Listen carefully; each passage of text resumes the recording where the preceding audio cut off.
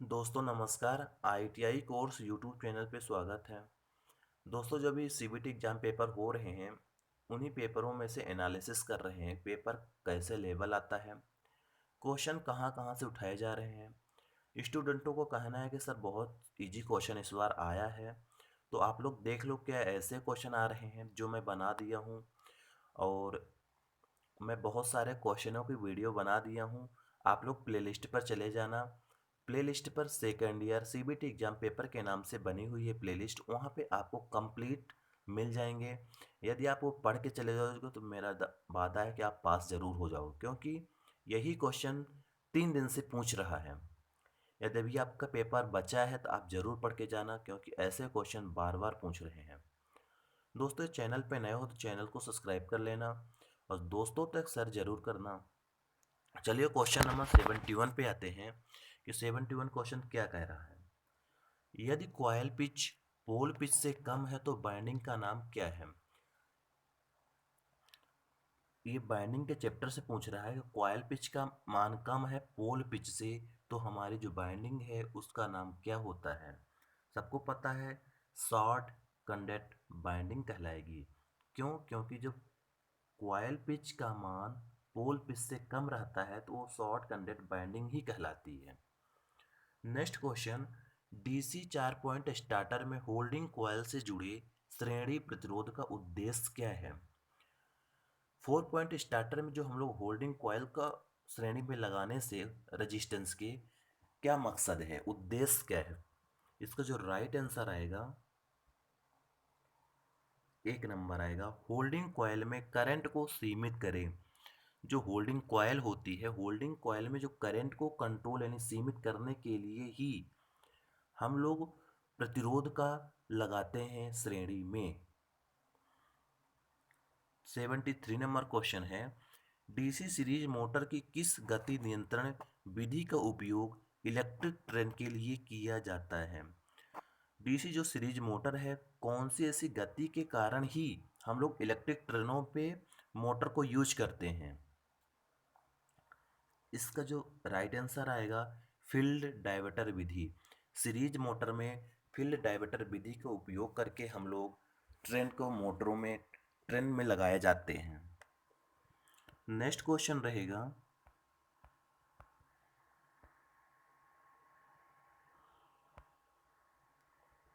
Shunt field coil को DC 3 point starter में holding कटहल के साथ श्रृंखला में क्यों जोड़ा जाता है। जो संट फील्ड कॉइल है उसको जो डीसी 3 पॉइंट स्टार्टर में होल्डिंग कॉइल के साथ जब जोड़ते हैं, उसका मेन मकसद ये होता है कि जो हमारा संट फील्ड खुले होने की स्थिति पे मोटर को सुरक्षित रखे। होल्डिंग कॉइल लगाने का उद्देश्य ये है कि संट फील्ड जब हमारी बाइंडिंग ओपन रहती है उस टाइम पे मोटर सुरक्षित रहता है।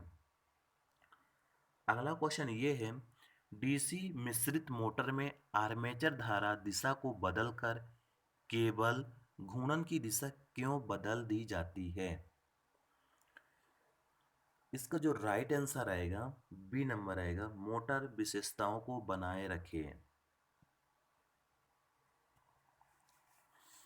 अगला क्वेश्चन ये रहेगा, डीसी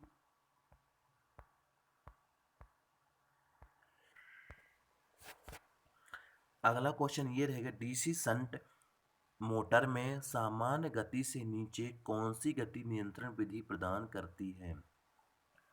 जो डीसी मोटर होती है उसमें जो स्पीड कंट्रोल करने की विधि होती है, तो दो मेथड होती हैं।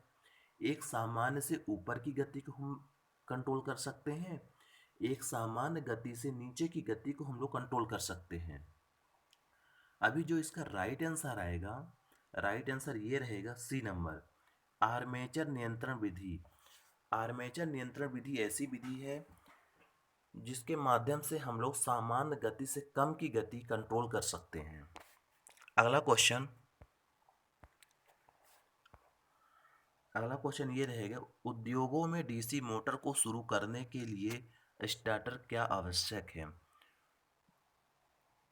कंपनी इंडस्ट्री में जो हम लोग डीसी मोटर को शुरू करने चालू करने के लिए जो स्टार्टर का उपयोग करते हैं, क्यों करते हैं। क्योंकि इसका जो राइट आंसर आएगा बी नंबर आएगा। आर्मेचर करंट को कम करने के लिए ही हम लोग स्टार्टर का यूज करते हैं डीसी मोटरों में। अगला क्वेश्चन अगला क्वेश्चन ये रहेगा,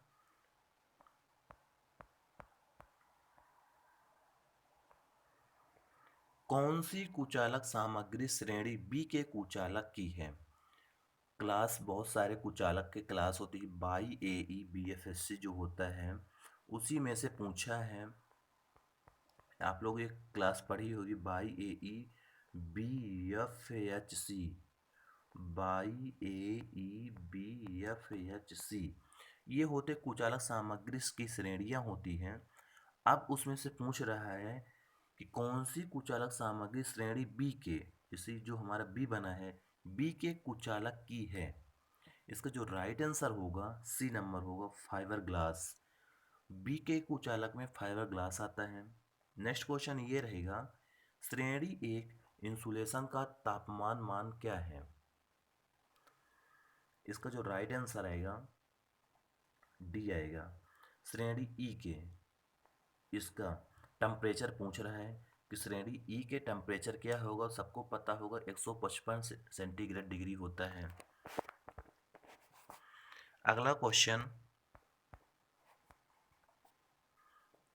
ये रहेगा, निरंतर गति ड्राइव के लिए किस प्रकार के डीसी मोटर का उपयोग किया जाता है? निरंतर गति ड्राइव के लिए जो हम लोग मोटर को यूज करते हैं वो मोटर है डीसी शंट मोटर। अगला क्वेश्चन, लिफ्ट में किस प्रकार के डीसी मोटर का उपयोग किया जाता है? जो लिफ्टिंग होती है, लिफ्ट में डीसी मोटर का यूज करते हैं, डीसी संचाई यौगिक मोटर यूज करते हैं। नेक्स्ट क्वेश्चन, गति नियंत्रण का कौन सा तरीका डीसी श्रेणी मोटर में रेटेड गति के नीचे गति देता है? इसको जो राइट आंसर आएगा 82 का डी नंबर आएगा, आर्मेचर डायवर्टर। अभी इसके पहले भी क्वेश्चन आया था कि मोटर की स्पीड को कंट्रोल करने के लिए मैक्सिमम स्पीड से कम स्पीड के लिए जो हम मेथड यूज करते हैं वो होता है आर्मेचर डायवर्टर विधि, आर्मेचर डायवर्टर मेथड भी बोल सकते हो। अगला क्वेश्चन 83 नंबर, क्या प्रभाव है अगर चलने के दौरान 4 बिंदु स्टार्टर प्रतिरोध कट ऑफ है? इसका जो राइट आंसर हो जाएगा बी नंबर आएगा, धीमी गति से चलता है। यदि हमारा 4 पॉइंट स्टार्टर का प्रतिरोध कट ऑफ हो जाता है तो हमारी मोटर धीमी गति से चलती रहेगी। नेक्स्ट क्वेश्चन ये रहेगा, डीसी मोटर को संचालित करने के लिए आर्मेचर सर्किट में कार्बन कंपोजिशन ब्रश की आवश्यकता क्यों होती है? इसका जो राइट आंसर होगा डी नंबर हो, कम्यूटेटर खंड से संपर्क कम कर देता है। अगला क्वेश्चन ये रहेगा, सीरीज मोटर बिना भार के आरंभिक उच्च बलागुण और गति क्या पैदा करती है? इसका जो राइट आंसर होगा ए नंबर होगा, बैक ईएमएफ की अनुपस्थिति। 86 नंबर, डिफरेंशियल कंपाउंड मोटर में शुरू करने के समय श्रेणी क्षेत्र को लघुपतित क्यों किया जाता है?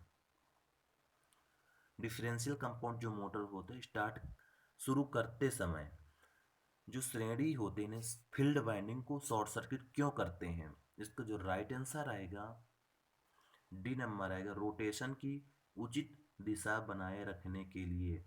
जो रोटेशन होती है उसकी जो उचित दिशा होती बनाए रखने के लिए ही हम लोग शॉर्ट सर्किट कर देते हैं फील्ड वाइंडिंग को। अगला क्वेश्चन ये रहेगा 87 को, आर्मेचर को संतुलित करने का सबसे प्रभावी तरीका कौन सा है?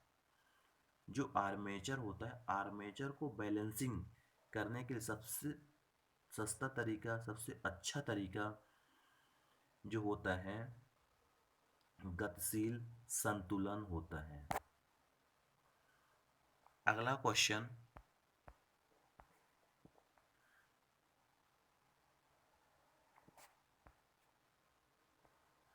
डीसी स्टार्टर के प्रतिरोध को शुरू करने के लिए किस सामग्री का उपयोग किया जाता है? जो डीसी मोटर के स्टार्टर होता है उसमें जो रेजिस्टेंस होता है, उस रेजिस्टेंस का जो मटेरियल होता है यूरेका का यूज करके हम लोग बनाते हैं।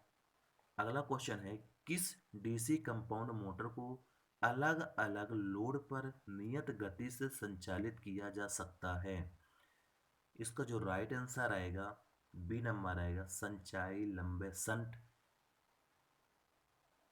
अगला क्वेश्चन है, डीसी शंट मोटर के साथ 3 पॉइंट स्टार्टर में नो बोल्ट कॉइल कैसे जुड़ा होता है? इसका जो राइट आंसर आएगा डी नंबर आएगा, शंट फील्ड के साथ श्रेणी में जुड़ा होता है।